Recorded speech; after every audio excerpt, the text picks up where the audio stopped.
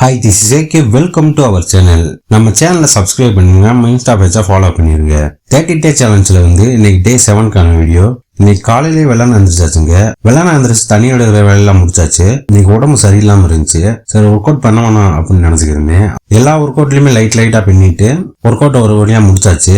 ஏற்கனவே உடம்பு சரியில்லை, அதனால ஹெவியா பண்ணோம்னா ரொம்ப இதா இருக்கும் அப்படின்னு சொல்லி எல்லாத்துலயுமே லைட்டா பண்ணிட்டேன். ஸோ ஒர்க் அவுட்லாம் முடிச்சுட்டு குளிச்சுட்டு கிளம்பியாச்சு.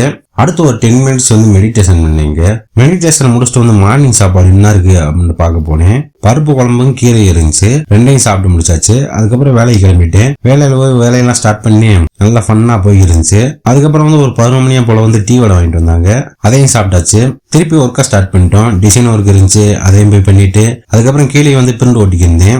லஞ்ச் டயத்துக்கு காலையில கட்டி போனோம், அதே சாப்பாடு தான், அதையும் சாப்பிட்டு முடிச்சாச்சு. ஸோ டிசைன் எல்லாம் முடிச்சுட்டு திருப்பி ஒரு 6 மணிக்கிட்ட டீ வடை வாங்கிட்டு வந்தாங்க, அதையும் சாப்பிட்டுட்டு திருப்பி வேலையெல்லாம் முடிச்சுட்டு நைட்டு கிளம்பியாச்சுங்க.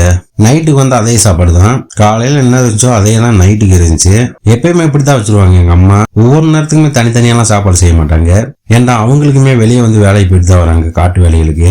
அதனால காலையில வைக்கிறது தான் ஈவினிங் வரைக்கும் இருக்கும். ஒவ்வொரு நாள் மதியம் வரைக்கும் இருக்கும். அதை சாப்பிட்டு முடிச்ச பிறகு திருப்பி நைட்டு தனியா காய்ச்சிருவாங்க.